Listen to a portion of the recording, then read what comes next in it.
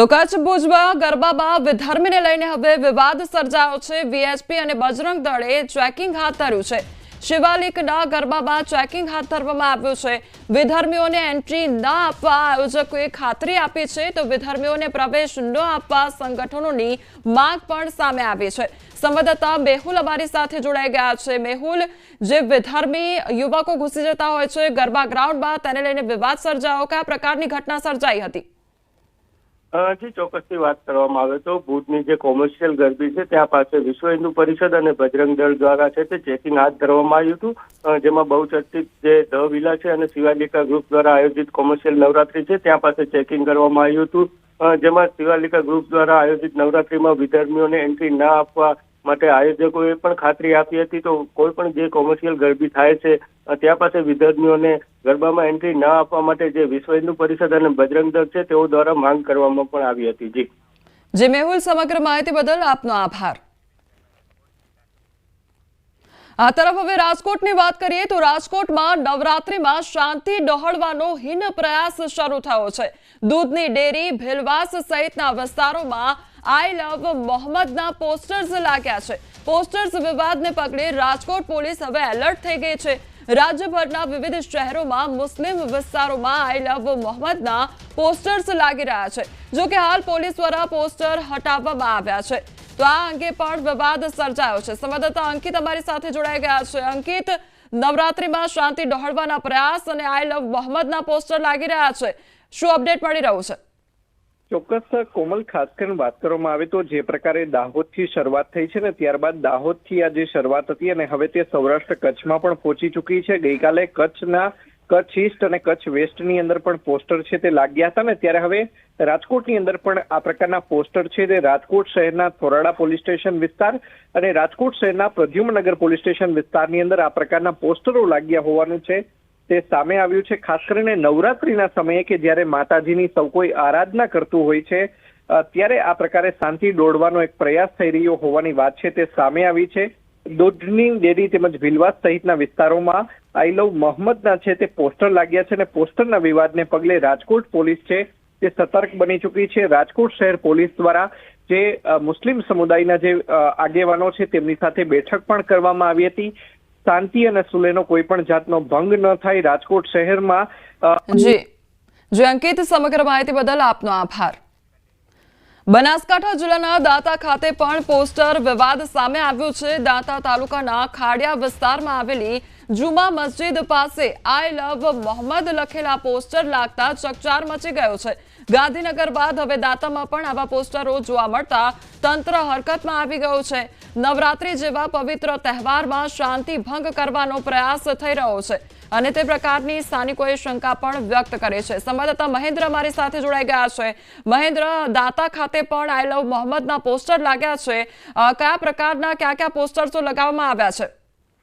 બિલકુલ કોમલ, આપને બતાવી દઉં કે હાલ તબક્કે જે રીતે દાંતા સમગ્ર ગુજરાતમાં જે નવરાત્રીનો પ્રસંગ ચાલી રહ્યો છે, નવરાત્રીના પ્રસંગને ક્યાંક ને ક્યાંક શાંતિ દોડવાનો પ્રયત્ન થયો તેવું લાગી રહ્યું છે। જે રીતે ગાંધીનગર, અમદાવાદ, સૌરાષ્ટ્ર વિભાગમાં પણ કેટલાક પોસ્ટરો લાગ્યા છે, જ્યારે દાંતા તાલુકા વિસ્તાર જે એન્ટ્રીયલ વિસ્તાર માનવામાં આવે છે તેવામાં હરકત કદી જોવા નથી મળતી, પણ કેટલાક તત્વો દ્વારા આ વખતે આ હરકત કરવામાં આવી છે ને જુમા મસ્જિદ આગળ આ જે પોસ્ટર લગાવે છે આઈ લવ મોહમ્મદના છે તેને પોલીસ પણ હરકતમાં આવી છે અને પોલીસના પણ જણાવ્યા પ્રમાણે એમણે એમ કહ્યું છે જે પણ ટીકર જે દુષ્કર્મ કર્યું છે તેના સામે કાયદેસરની કાર્યવાહી કરવા માટે અને ખાલી પોસ્ટરો ઉતરાવી અને કોઈ પણ જાતનો વિવાદ ન વધે, અન્ય ગામડાઓમાં ન પહોંચે તેવી પોલીસ દ્વારા તજવીજ હાથ ધરવામાં આવી રહી છે અને હાલ તબક્કે જે પોસ્ટર લાગેલા છે પોસ્ટરને લઈને પણ ભારે ચર્ચાસ્પદ બની છે કે આવી નરતામાં જે રીતે શાંતિ દોડવાનો પ્રયાસ કર્યો છે તો તેના સામે પણ આકરા પગલા ભગડાય તેવી પણ માંગ લોકોમાં જોવા મળી રહી છે। કોમલ, જી મહેન્દ્ર, સમગ્ર માહિતી બદલ આપનો આભાર।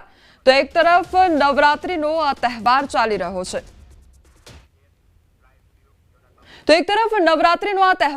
રહ્યો છે માતાજીની આરાધના કરવાનો આ અવસર છે, પરંતુ આ અવસરમાં જ અશ્લીલ હરકતો થઈ રહી છે। ક્યાંક વિડીયો એવા વાયરલ થઈ રહ્યા છે, ક્યાંક પોસ્ટર્સ લગાવવામાં આવી રહ્યા છે, ક્યાંક વિધર્મીઓને એન્ટ્રી આપવામાં આવી રહી છે। આ તમામ મુદ્દાઓ પર આજે ચર્ચા કરવી છે અને સવાલો કરવા છે। આપણી સાથે યોગી દેવનાથજી બાપુ આપણી સાથે જોડાયા છે, જેઓ રાષ્ટ્રીય હિન્દુ સંઘના સંયોજક છે। સૌથી પહેલા તો બાપુ, આપનું ન્યૂઝ 18 ગુજરાતીમાં સ્વાગત છે। હવે સૌથી પહેલો સવાલ મારે એ કરવો છે કે આ અવસર એ આપણા માટે ખૂબ જ પવિત્ર અવસર છે, માની આરાધના કરવા માટેનો આ પાવન પર્વ છે, અને આ જ પાવન પર્વમાં આ અશ્લીલ હરકતો કેટલી યોગ્ય છે? જી ચોક્કસ કોમલ, માં ભગવતીના તહેવારો છે, માં ભગવતીના આરાધનાના દિવસો છે, સનાતન પરંપરાના આ પવિત્ર દિવસો છે. અને આ પવિત્ર દિવસોને અંદર અમુક ધંધાદારીઓ જે પોતાને ધંધેને લઈ અને સનાતન ધર્મને અને સનાતન પરંપરાને જો બદનામ કરવાનો પ્રયાસ કરે છે, એ ચોક્કસ નિંદનીય છે. ને જે પણ લોકો છે, આવા લોકોને ચિહ્નિત કરીને એ લોકો વિરુદ્ધ સખ્ત કાર્યવાહી થવી જરૂરી છે. સાથે સાથે એ પણ આપના માધ્યમથી હું કહેવા માંગુ છું કે પ્રશાસનને ક્યાં તકલીફ પડે છે, પ્રશાસન ક્યાં બંધાયેલો છે. આ લોકો જયારે નવરાત્રીની પરમિશન લેતા હોય છે તો એમાં શું એવું કરે છે કે અમે દાંડિયા માતાજીના ગરબા નહીં, ત્યાં ફિલ્મી ગીતો વાગશે અથવા તો અસલી ડાન્સ ત્યાં થશે, એવો હોય છે?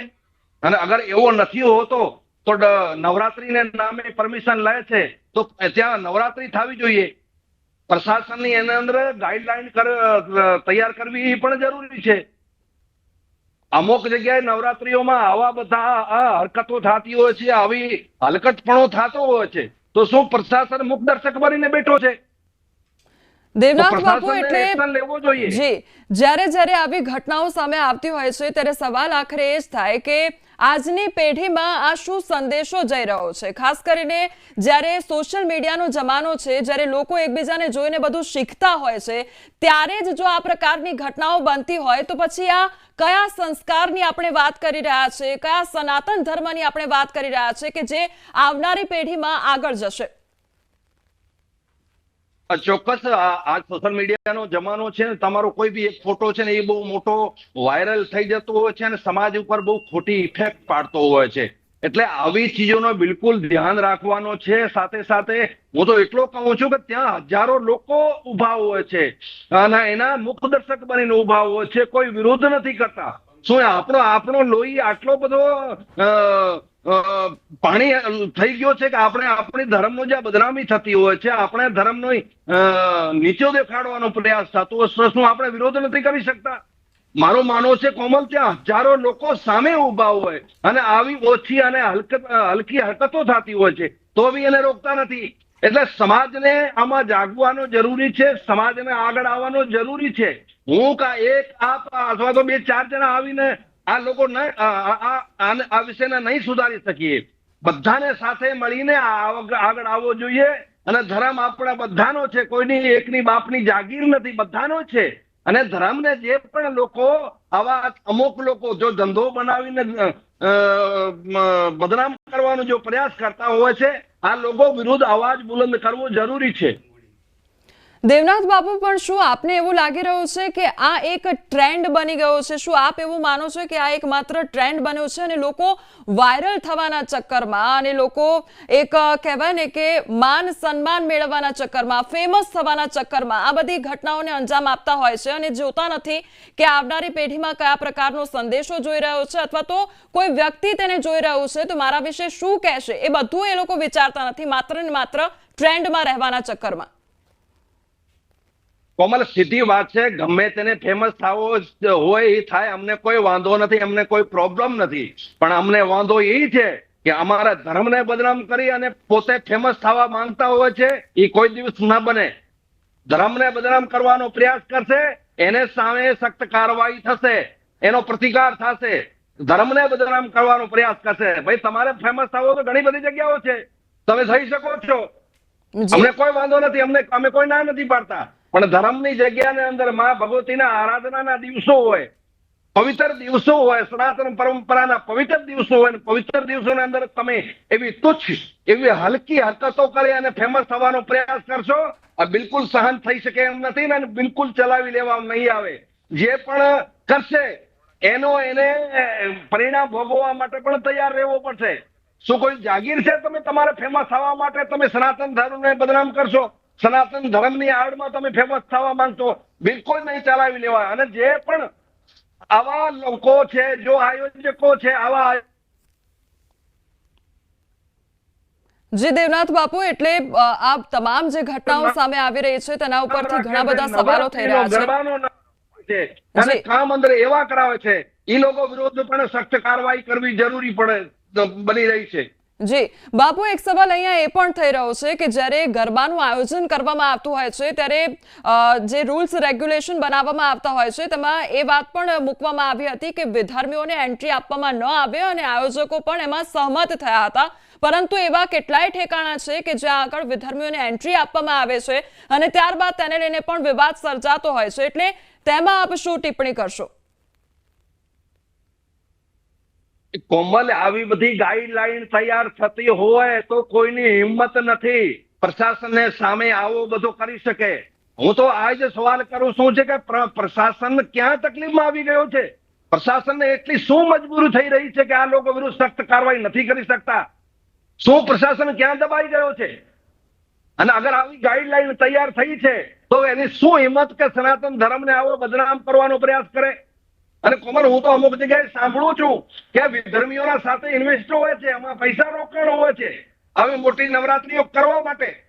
તો પ્રશાસનને ચોક્કસ આના ઉપર ધ્યાન રાખવું જોઈએ અને ધ્યાન રાખીને આવા લોકો જે પણ સનાતન પરંપરાને બદનામ કરવાનો પ્રયાસ કરે એ લોકો વિરુદ્ધ સખ્ત કાર્યવાહી કરવી જરૂરી છે. જી બાપુ, એટલે નવરાત્રીના 9 દિવસ છે અને તેમાં માતાજીની આરાધના કરીને સૌ ખેલૈયાઓ ગરબે ઝૂમતા હોય છે અને માતાજીની પૂજા અર્ચના કરતા હોય છે. પરંતુ એક બાબત એ પણ ધ્યાને આવી છે કે આ શાંતિનો જે માહોલ છે તે ડહોળવાના પ્રયાસ પણ અનેક ઘણા થઈ રહ્યા છે. પોસ્ટર્સ લગાવવામાં આવી રહ્યા છે, આઈ લવ મોહમ્મદના પોસ્ટર્સ ઠેર ઠેર લગાવવામાં આવી રહ્યા છે ઠેક ઠેકાણે. ત્યારે તેને લઈને આપ શું કહેશો કે આ કયા પ્રકારનો માહોલ ક્રિએટ કરવામાં આવી રહ્યો છે? શું શાંતિ ડહોળવાનો પૂરેપૂરો પ્રયાસ થઈ રહ્યો છે? ચોક્કસ કોમલ, દેશની અંદર અમુક છુપેલા બેઠા છે જો ગદ્દારો છે, દેશના દુશ્મનો છે. એનો પ્રયાસ છે કે દેશની અંદર ગૃહયુદ્ધ જેવી પરિસ્થિતિ સર્જન થાય. આ દેશની અંદર છુપે બેઠેલા જો દુશ્મનો છે એ ચાહે છે કે નેપાલ જેવી પરિસ્થિતિ થાય.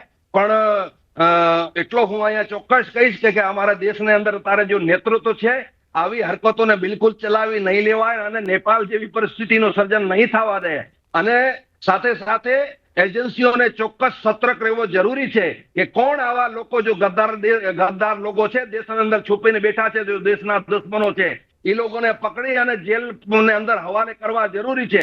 નહીં તો આ લોકો ખુલ્લા થશે તો એનો ચોક્કસમાં ચોક્કસ પ્રયાસ છે કે દેશને અંદર ગૃહયુદ્ધ જેવી પરિસ્થિતિનો સર્જન થાય. એટલા માટે આ લોકોને જલ્દી પકડી અને જેલને હવાલે કરવા જરૂરી છે.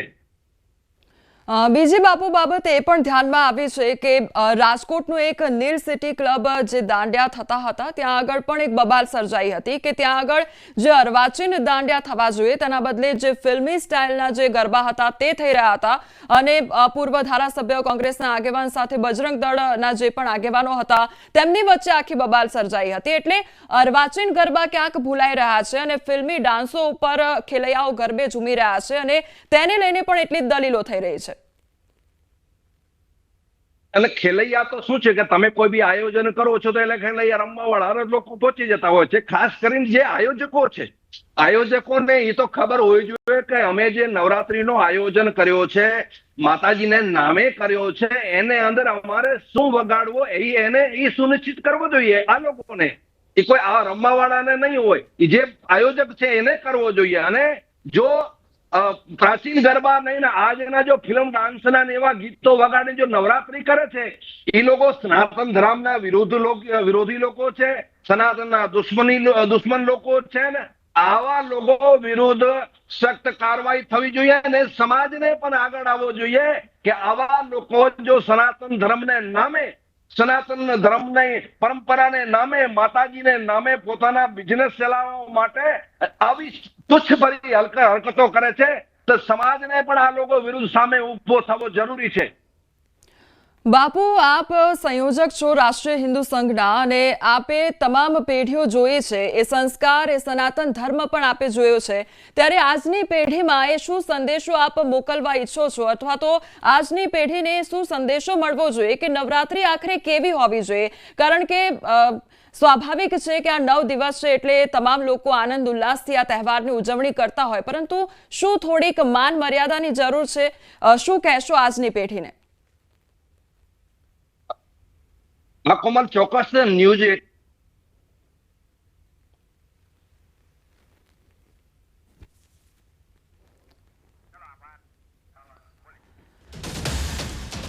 તો જે પ્રમાણે વાત કરવામાં આવી બાપુ સાથે, તેમના દ્વારા પણ એક જ વાત કરવામાં આવી છે કે નવરાત્રીનો તહેવાર જે છે, માતાજીની આરાધના જે કરવામાં આવતી હોય છે તે માન મર્યાદા સાથે થવી જોઈએ, અને જે પણ આ વિડીયોઝ વાયરલ થઈ રહ્યા છે તેને લઈને પણ અનેક વાતચીત તેમના દ્વારા કરવામાં આવી છે કે આ અયોગ્ય છે અને આવી